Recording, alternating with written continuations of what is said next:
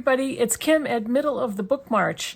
This is my second installment on audiobook topics for this month. February is almost over, but I'm going to be posting a month's worth of topics, videos on audiobook topics.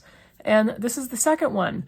So in the next 2 weeks, I'll have 2 more videos, along with some other videos, I hope. But this one is an interesting topic. This is based on an article from Book Riot.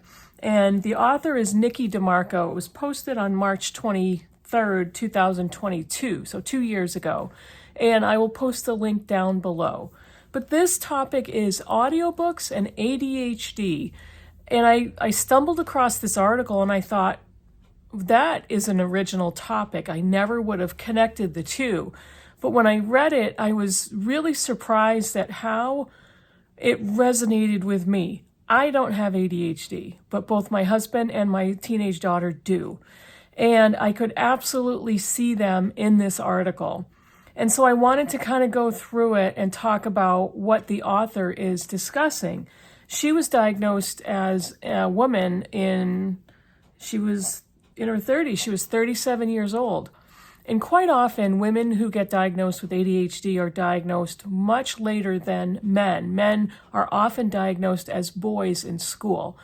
A lot of times, ADHD reflects differently in boys and girls. Boys tend to be noticed when they are the hyperactive type of kids with ADHD. And there are different types of ADHD. The stereotypical one is a hyperactive little boy, can't sit still, talks out of turn, has to be always moving, can't get anything done, is loud and just a ball of fire. Girls with ADHD often look like daydreamers, disorganized, flaky. These are all the words used to describe girls who eventually get diagnosed with ADHD. Of course, girls can also be hyperactive. And girls are very good at masking, and that also applies to girls with autism, which my daughter has. She has high-functioning autism. And so she's talked about masking before, how they have to act in public and how they not have to hide symptoms, but want to hide symptoms to be more socially acceptable. And it's really interesting to talk to her because she's very in tune with ADHD and autism and what that means to her. And I, of course, watch for different things that I could support her through or offer tips or offer tools that she can use going out into the world. But I never would have connected audiobooks with ADHD. And the author does describe how difficult it is to pay attention to print books and to finish a book. And she became an English major, and she talked about being an English major and not being able to finish a book. How in the world can you graduate with an English or a literature degree and not be able to finish a book? She eventually became a librarian. And she was curious, she asked herself through adulthood, what's wrong with me? Why can't I do this? Why can't I read a book? Why can't I stay organized? Why can't I stay focused? And it was troubling to her. And eventually, she doesn't talk about how she got diagnosed or by whom, but she did. And she says audiobooks kind of saved her reading life. And again, I wouldn't have ever thought about that. There's a very long and frequent discussion about audiobooks. Are audiobooks books? When you consume an audiobook, are you actually reading? And such a different discussion. I've seen it all over BookTube. I've talked about it with people in my life. If you listen to an audiobook, are you actually reading a book? And it's not the same, is it? There are so many reasons people listen to audiobooks. I do, and I enjoy them. There are a lot of people who have some sort of sight disability or mobility issues that listening to audiobooks works for them. Is it consuming? Yes, you're consuming a story. Is it reading with your eyes? No, but who cares?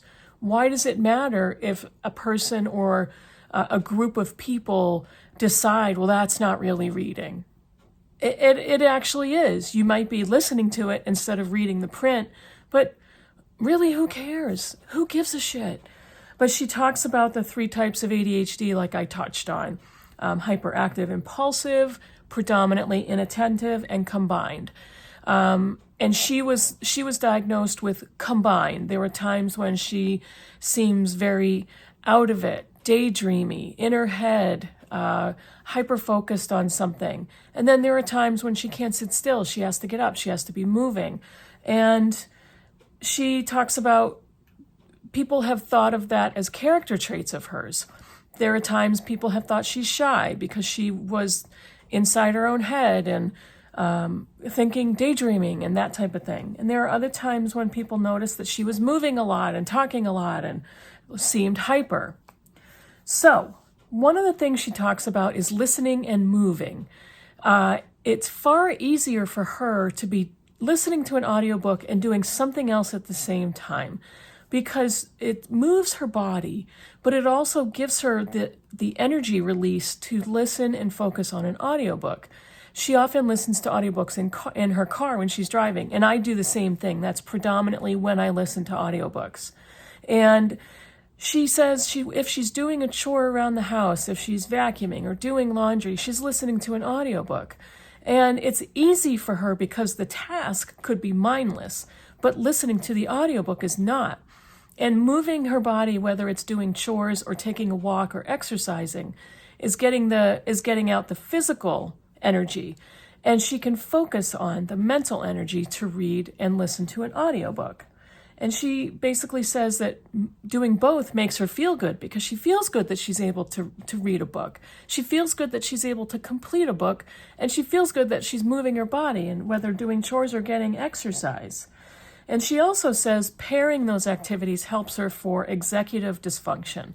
Now, executive functioning is a psychiatric term and a psychological term that applies to people often with autism or ADHD who have issues and struggles with organization, with routines, with setting up their lives so that they can keep track of things, finishing things. And she says that listening to audiobooks and being involved in a physical activity helps her with that, helps her brain organize, helps her continue with a task because she's doing something else at the same time. And quite often, people with ADHD are really good at multitasking and doing 2 things and 3 things at once. It's the organizational aspect that a lot of times they could really use some support with. She says listening to audiobooks in the car helps her focus. And we all know that when you're driving, you need to be focused. You need to be able to see the car in front of you stop short. You need to be able to see traffic coming in your peripheral vision. You need to know where a turn is coming or how fast you're going. And she says listening to audiobooks in the car lets her focus on those aspects of driving. And she has said that there are times when she's missed an exit because she's so into a story or into an audiobook, but she's never gotten into an accident because of it.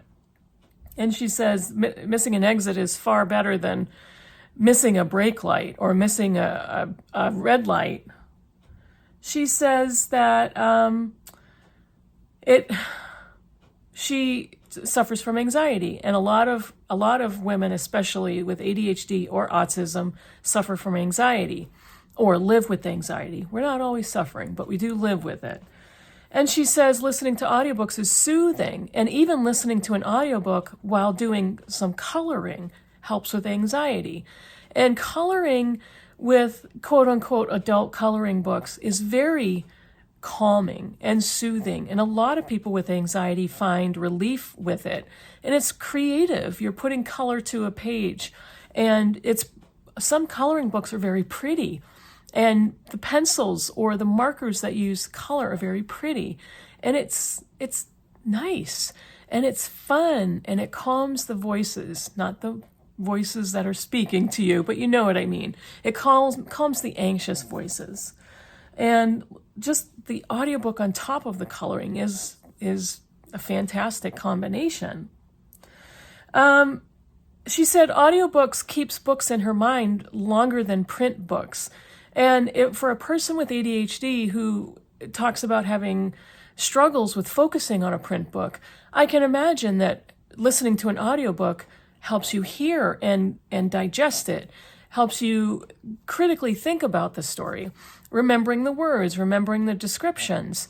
And I thought that's such a great benefit of having ADHD and listening to an audiobook, that being able to focus more on the auditory stimulus in your brain rather than the visual stimulus of reading words on a page.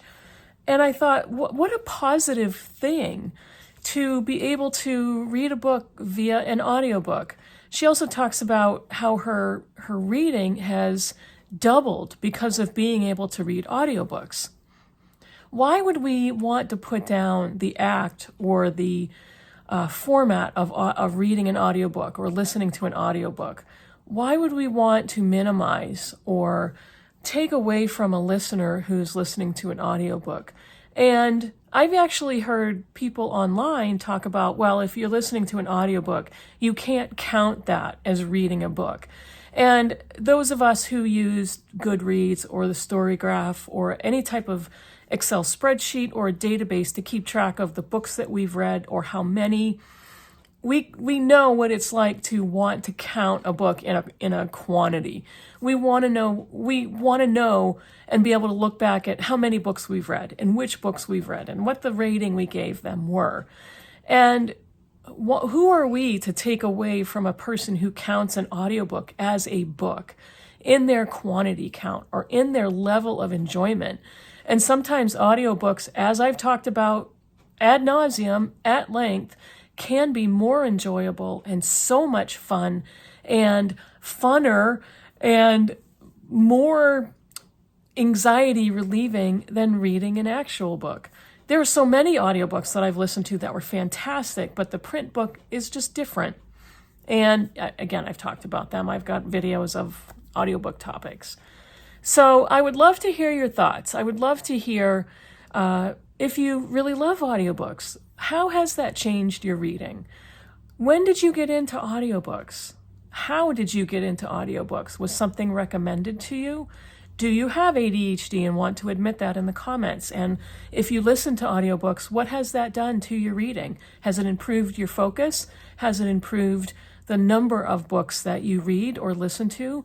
And how does that make you feel? Does it make you feel really good about yourself? Does it have you bring more enjoyment in your reading life? I would love to know all the answers to those questions. So let me know, write a comment down below, say hello, and I will see you all in the next video. Bye, everybody.